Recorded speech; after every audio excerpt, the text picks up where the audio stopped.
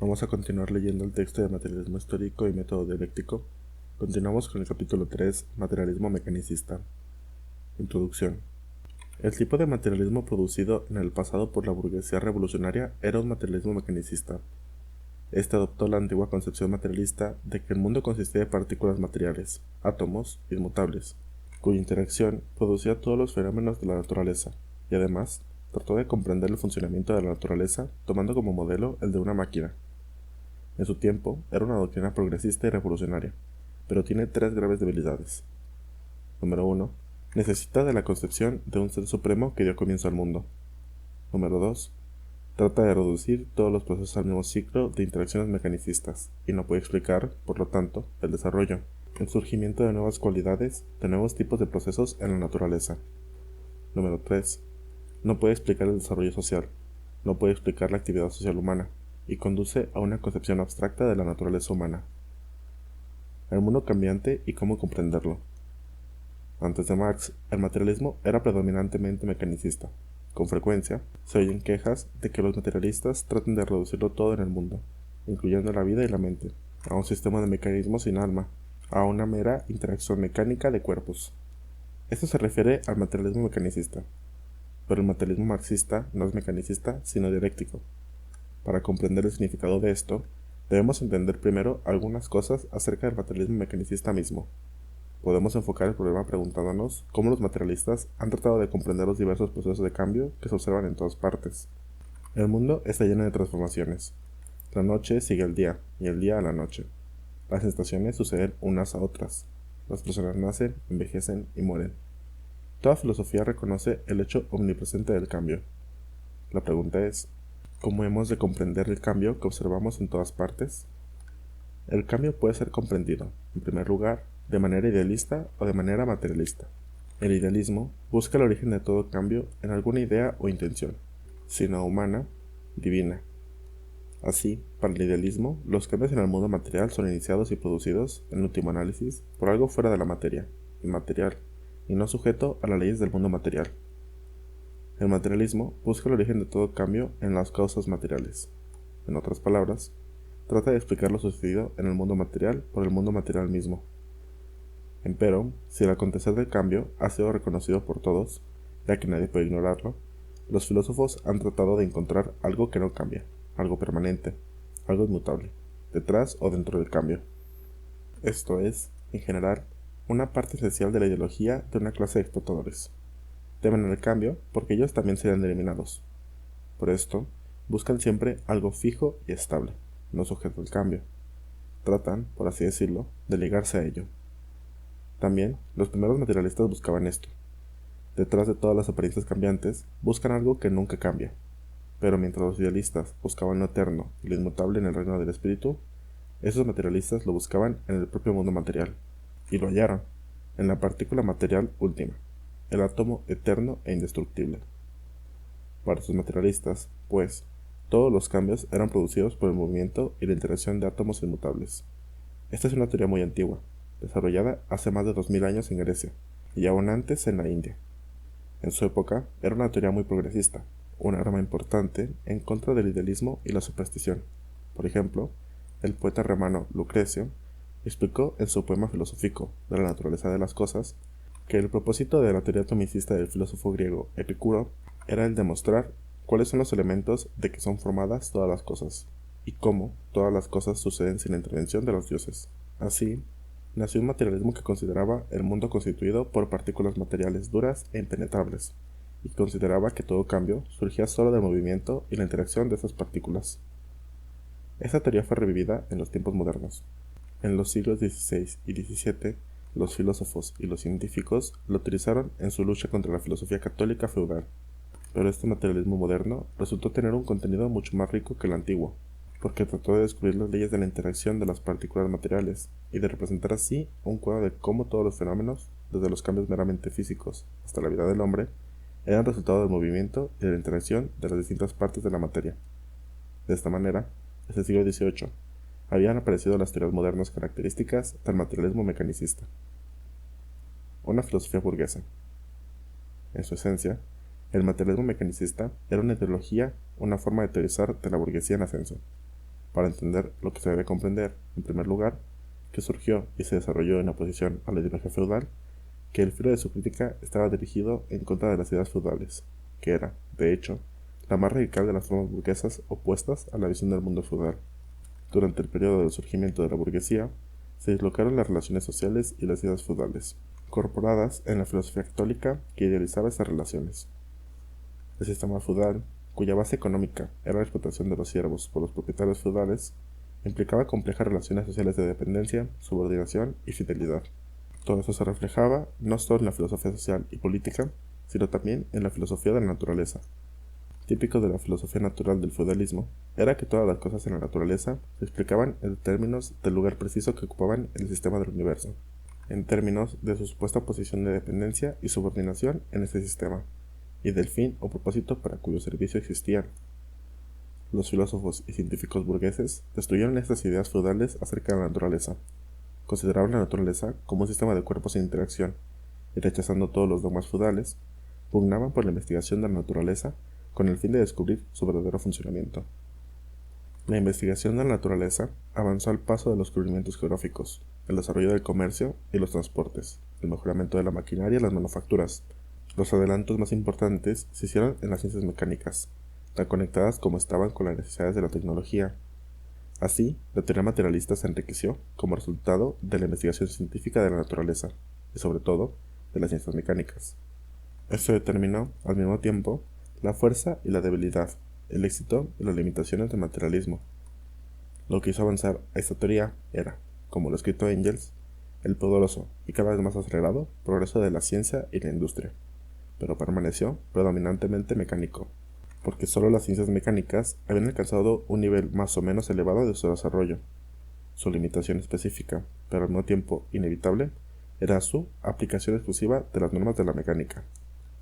Pero la forma mecanicista de comprender la naturaleza no surgió simplemente porque en esa época solo las ciencias mecánicas habían alcanzado cierto progreso. Estaba profundamente enraizada en la perspectiva de clase de los filósofos burgueses más progresistas, y esto los condujo a buscar su inspiración exclusivamente en las ciencias mecánicas. Así como la burguesía, al derivar la sociedad feudal, representaba la libertad individual, la igualdad y el desarrollo de un mercado libre. Así, los filósofos más progresistas de la burguesía, los materialistas, al derribar las ideas feudales, proclamaron que el mundo consistía en partículas materiales distintas que interactuaban unas con otras de acuerdo con las leyes de la mecánica. Esta teoría de la naturaleza reflejaba las relaciones sociales de la burguesía en no menor grado en que las teorías que sustituía habían reflejado las relaciones sociales del feudalismo.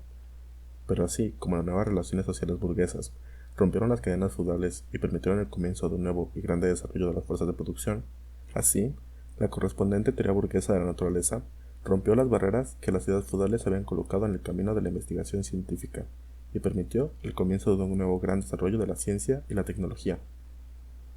La perspectiva filosófica parecía ser confirmada por la ciencia, y la ciencia proporcionaba los materiales para el desarrollo y el desenvolvimiento en detalle de esta perspectiva. El mundo y la máquina. El mundo, pensaban los materialistas mecanicistas, consiste solo en partículas de materia en interacción. Cada partícula tiene una existencia independiente y distinta de todas las demás. En su totalidad forman el mundo. La totalidad de sus interacciones es la de todo lo que sucede en el mundo, y esas interacciones son mecánicas, es decir, consisten sencillamente en la influencia externa de una partícula sobre otra. Esta teoría equivale a considerar el mundo entero solo como parte de una compleja maquinaria, de un mecanismo. Según esta posición, la pregunta que se formula siempre sobre cualquier parte de la naturaleza es la misma que sobre una máquina. ¿Cómo funciona? ¿Cómo trabaja? Ejemplo de esto es la versión de Newton sobre el sistema solar. Newton adoptó la misma posición general que el materialismo griego Epicuro, pues pensó que el mundo material consistía en partículas moviéndose en un espacio vacío. Pero frente a un fenómeno natural particular, como los movimientos del Sol y los planetas, Epicuro no se preocupaba en absoluto por explicarlo en detalle. Por ejemplo, respecto al movimiento aparente del Sol de este a oeste, Epicuro dijo que importaba más comprender que el Sol no era un dios, sino solo un conjunto de átomos. No era necesario dar una versión del mecanismo mismo de su movimiento. Es posible, decía, que el Sol circule alrededor de la Tierra, pero también es posible que todas las noches se desintegre y sus átomos se separen. así que es un nuevo sol el que se ve cada mañana. Para él, estos problemas no tienen importancia. Newton, por otra parte, se preocupó por conocer cómo funcionaba el sistema solar, por demostrar su mecánica, en términos de la gravedad y de las fuerzas mecánicas. Pero así como a Epicuro no le interesaba el funcionamiento del sistema solar, a Newton tampoco le interesaba su origen y desarrollo. Daba por cierto que era una pieza estable de maquinaria, creado, aparentemente, por Dios. El problema, para él, no era su origen ni su desarrollo, sino su funcionamiento. El mismo enfoque mecanicista manifestó Harvey en su descubrimiento de la circulación de la sangre. La esencia de su descubrimiento fue la demostración del mecanismo de la circulación, considerando el corazón como una máquina que bombea la sangre por las arterias y la hace regresar por las venas, siendo regulado todo el sistema por una serie de válvulas. Para comprender mejor el enfoque mecanicista, hay que preguntarse, ¿qué es un mecanismo? ¿Qué características tiene un mecanismo? Número 1. Un mecanismo consiste en partes permanentes que se acoplan unas a otras. Número 2. Necesitan de una fuerza motriz que lo echa a andar. Número 3. Una vez andando, las partes interactúan y los resultados son producidos de acuerdo con leyes que pueden formularse de manera exacta. Consideremos, por ejemplo, el mecanismo de un reloj. Número 1. Tiene cierto número de partes diferentes, cuerda, engranajes, escapes y otras, que están bien acopladas. Número 2. Es necesario darle cuerda. Número 3. Así, al desenrollarse la cuerda, las partes interactúan de acuerdo con leyes conocidas exactamente por los relojeros, y que resultan en movimientos regulares de las manecillas. Además, para saber cómo trabaja un mecanismo como el reloj, es necesario desarmarlo, conocer sus partes, la forma de su acoplamiento y la manera en que producen, por su interacción, y una vez que el mecanismo es puesto en marcha por la aplicación de la fuerza motriz requerida, el movimiento total característico del mecanismo en su funcionamiento. Así es como los materialistas mecanicistas consideraban la naturaleza. Querían desarmar la naturaleza, encontrar sus últimas partes componentes, la forma en que éstas se acoplan y la manera en que sus interacciones producen todas las transformaciones, todos los fenómenos del mundo.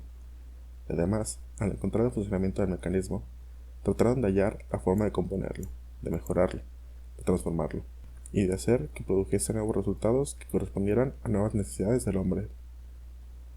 La fuerza y los logros del materialismo mecanicista. El materialismo mecanicista fue un paso importante en la comprensión de la naturaleza, y fue un gran paso progresista de los pensadores burgueses, un golpe contra el idealismo.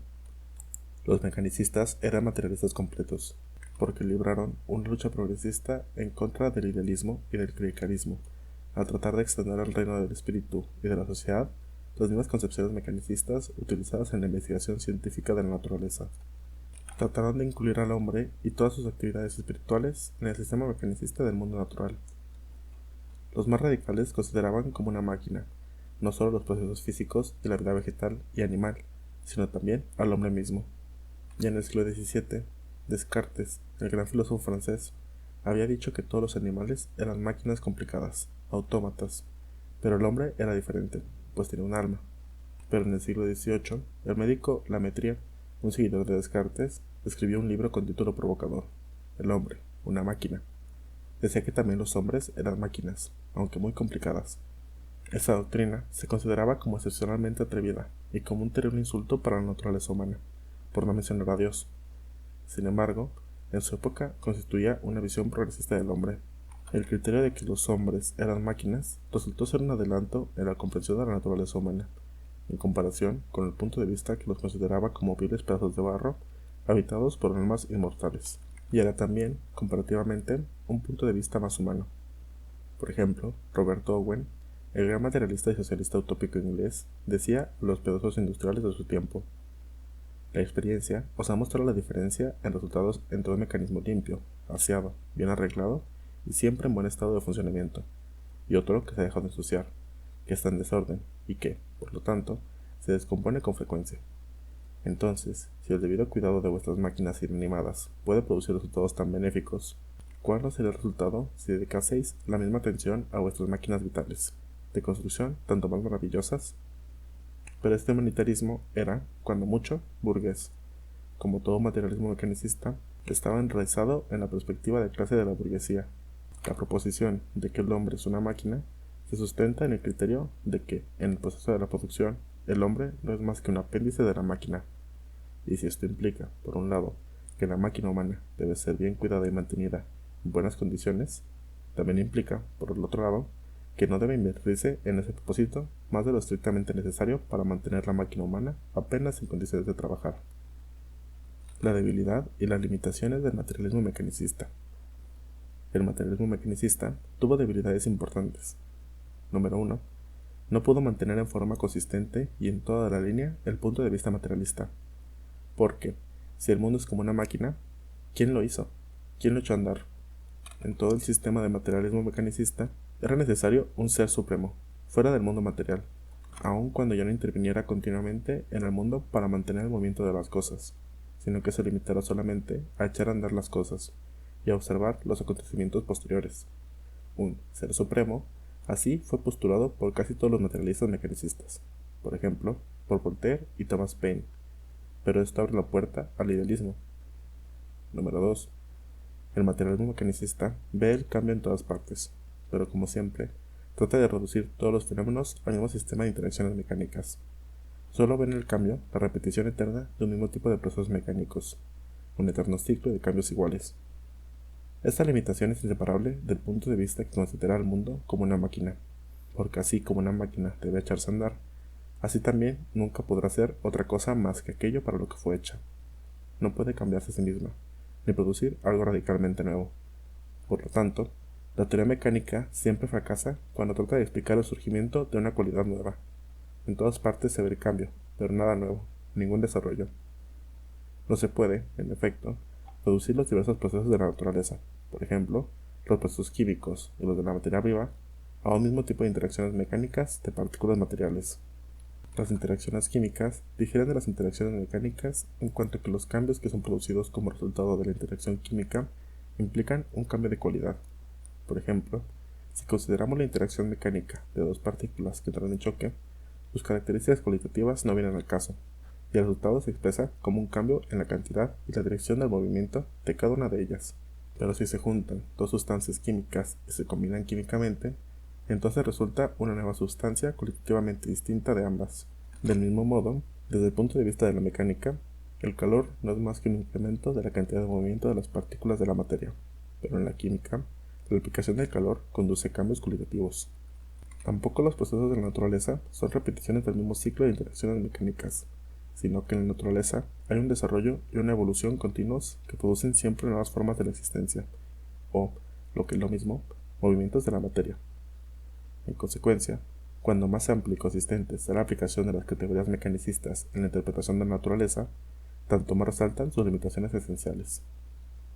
Número 3. El materialismo mecanicista puede explicar aún menos el desarrollo social. El materialismo mecanicista expresa la concepción radical burguesa de la sociedad como compuesta de átomos sociales que interactúan. Con este punto de vista, no se pueden descubrir las verdaderas causas económicas y sociales del desarrollo de la sociedad. Y así, grandes cambios sociales parecen surgir de causas meramente accidentales. La propia actividad humana parece ser o el resultado mecánico de causas externas, o se le trata como puramente espontáneo y sin causas. Y aquí, el materialismo mecanicista cae en el idealismo. Materialismo mecanicista y socialismo utópico. La posición mecanicista trataba a los hombres en forma muy abstracta, considerando que cada ser humano era un átomo social dotado por la naturaleza de ciertas propiedades, atributos y derechos inherentes. Esto fue expresado en la concepción burguesa de los derechos del hombre, y en el lema revolucionario burgués: todos los hombres son iguales. Pero la concepción de derechos humanos no puede ser deducida de la naturaleza abstracta del hombre, sino que es determinada por la etapa de la sociedad en que los hombres viven. Tampoco los hombres son lo que son por naturaleza, sino que llegan a ser lo que son y cambian como resultado de su actividad social. Tampoco todos los hombres son iguales por naturaleza, en oposición a la concepción burguesa de la igualdad abstracta, que equivalía solamente a una igualdad formal de derechos como ciudadanos, la igualdad ante la ley. Marx y Engels declararon que el verdadero contenido de la exigencia proletaria de la igualdad es reivindicar la abolición de las clases. Cualquier exigencia que trasciende estos límites necesariamente cae en el absurdo. Los mecanicistas progresistas, con su visión abstracta de los hombres como átomos sociales, trataron de elaborar el mejor tipo de sociedad para la humanidad, esto es, lo que será lo mejor, en abstracto, para la naturaleza humana abstracta, como ellos la concebían. Esta forma de pensar fue adoptada por pensadores socialistas que precedieron inmediatamente a Marx, los socialistas utópicos. Estos eran materialistas mecanicistas. Proponían el socialismo como una sociedad ideal. No lo veían como el resultado necesario del desarrollo de las contradicciones del capitalismo. Podía haberse propuesto y realizado en cualquier época, si solo los hombres hubieran tenido el ingenio de llevarlo a cabo.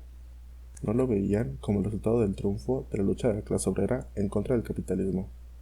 Se realizaría cuando todos estuvieran convencidos de que era un sistema justo y el mejor adaptado a las necesidades de la naturaleza humana. Por esta razón, Roberto Owen se dirigió tanto al arzobispo de Canterbury como a la reina Victoria para que apoyaran su programa socialista. También los materialistas mecanicistas y particularmente los socialistas utópicos pensaban que lo que era el hombre, su carácter y sus actividades estaba determinado por su ambiente y su educación. Por eso, afirmaban que para hacer a los hombres mejores, más felices y más racionales, solo era necesario colocarlos en mejores condiciones y darles mejor educación. Pero a esto Marx repuso.